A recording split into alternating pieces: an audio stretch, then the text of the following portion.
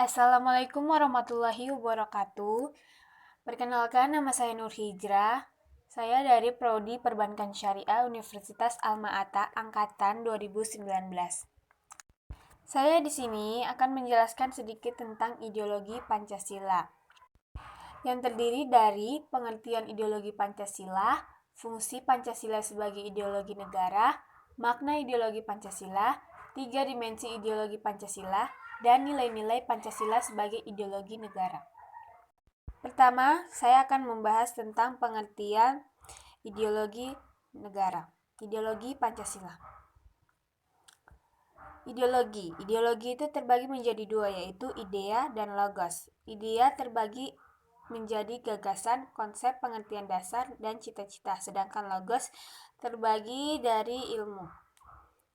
Secara harfiah, ideologi berarti ilmu mengenai pengertian dasar atau ide. Sedangkan secara definisi, ideologi berkembang menjadi suatu paham mengenai seperangkat nilai atau pemikiran yang dipegang oleh seorang atau sekelompok orang untuk menjadi pegangan hidupnya. Ideologi Pancasila juga merupakan nilai-nilai luhur budaya dan religius bangsa Indonesia. Pancasila berkedudukan sebagai dasar negara dan ideologi negara. Jadi, ideologi Pancasila adalah kumpulan nilai-nilai atau norma yang berdasarkan sila-sila Pancasila. Selanjutnya ada fungsi pokok Pancasila sebagai dasar negara dan ideologi negara. Yang pertama adalah sebagai dasar negara. Yang kedua adalah sebagai sumber dari segala sumber hukum. Yang ketiga ada sebagai pandangan hidup, dan yang keempat ada sebagai jiwa dan kepribadian bangsa Indonesia, dan yang terakhir sebagai perjanjian luhur bangsa Indonesia. Ideologi Pancasila juga terbagi menjadi ideologi terbuka dan ideologi tertutup. Ideologi terbuka bersifat eksklusif, sedangkan ideologi tertutup yaitu ajaran atau pandangan. Ideologi terbuka bersifat inklusif, tidak totaliter, dan tidak dapat dipakai melegitimasi kekuasaan sekelompok orang.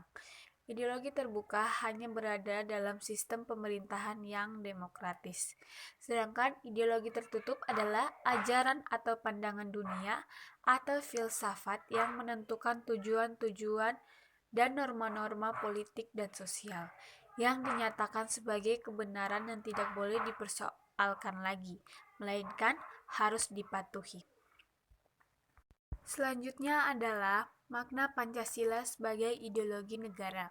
Yang pertama adalah Pancasila sebagai konsensus atau kesepakatan politik, nilai-nilai kultural. Kedua, makna Pancasila sebagai ideologi negara Indonesia adalah bahwa nilai-nilai yang terkandung dalam ideologi Pancasila itu menjadi cita-cita normatif bagi penyelenggaraan bernegara. Ketiga, dengan kata lain, visi atau arah dari penyelenggaraan kehidupan berbangsa dan bernegara Indonesia adalah terwujudnya kehidupan yang berketuhanan, yang berkemanusiaan, yang berkesatuan, yang berkerakyatan, dan yang berkeadilan. Kelima, Pancasila sebagai ideologi nasional juga berfungsi sebagai sarana pemersatu masyarakat yang dapat mempersatukan berbagai golongan masyarakat Indonesia. Selanjutnya adalah ideologi memiliki 3 dimensi kekuatan ideologi, yaitu dimensi realita, dimensi idealisme, dan dimensi fleksibilitas.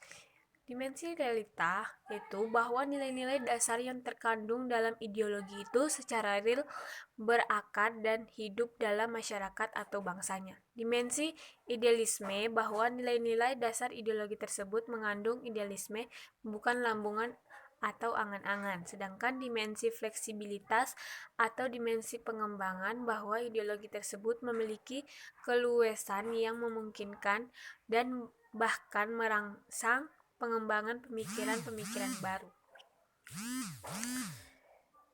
Selanjutnya itu adalah nilai-nilai yang terkandung pada Pancasila. Yang pertama adalah kelima sila dari Pancasila pada hakikatnya adalah satu nilai yang merupakan perasa dari nilai sila-sila tersebut adalah nilai ketuhanan, nilai kemanusiaan, nilai Pancasila, nilai kerakyatan, dan nilai keadilan.